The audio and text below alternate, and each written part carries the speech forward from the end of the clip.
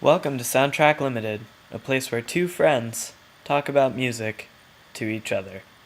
Hey, what's up? It's February 4th, and did I show you this slide whistle that I got for my birthday? I'm not going to use it because I have neighbors, but it's pretty cool. It's really loud, too. Anyways, it's time for an album review. The Man Who Died in His Boat. Rest in peace. So Liz Harris records under the pseudonym Grouper, which is an ambient folk and electronic project based out of Portland, Oregon, and this is her newest release. The material on this album was recorded during the same sessions as her seminal 2008 LP, Dragging a Dead Deer Up a Hill, which is a wintry record that doesn't have much else going on besides atmospheric, multi-layered vocals and quiet, plaintive guitars. So when that album came out, the material on this record was set aside for a few years, but now it's being released as a companion disc alongside the reissue of Dragging a Dead Deer on vinyl.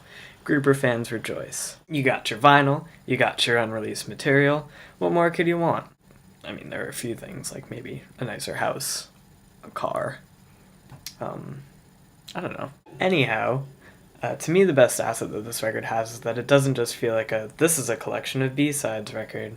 Instead it flows together really cohesively and uses a lot of the same palettes that her previous work has used. Perhaps unsurprisingly, there's a lot of bleary-eyed, whispery vocals and quietly strummed acoustic guitars that gently follow a driving eighth-note pattern.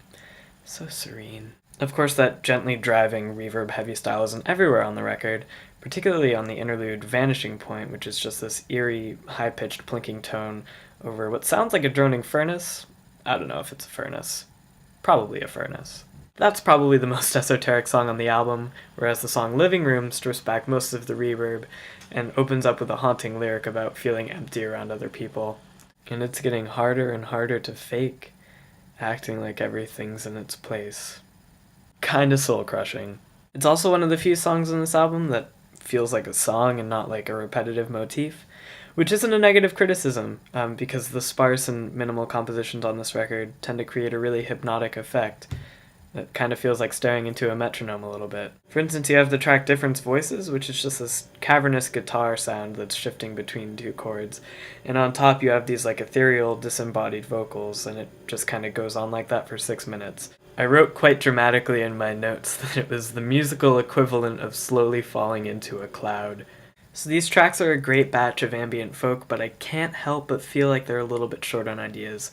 There are points here melodically that sound very similar to moments on Dragging a Dead Deer, especially the track Cloud in Places, which could literally pass as Heavy Water, I'd Rather Be Sleeping Part 2. They're both in the same key, they both have some of the same vocal turns.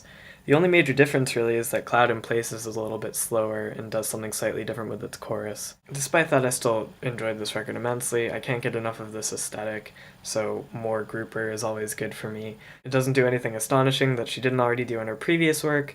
In fact, it sometimes recycles some of the ideas from her previous work, but it flows really nicely and it's nothing short of a pleasant listen, so I give it a good but not essential listening out of 10.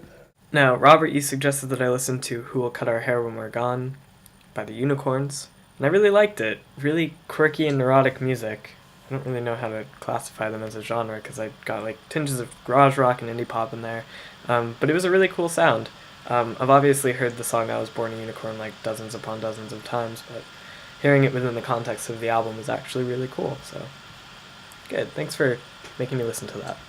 Robert, I suggest that you listen to Goat by Jesus Lizard, kind of quintessential 90s post-hardcore and noise rock, and I will see you next week.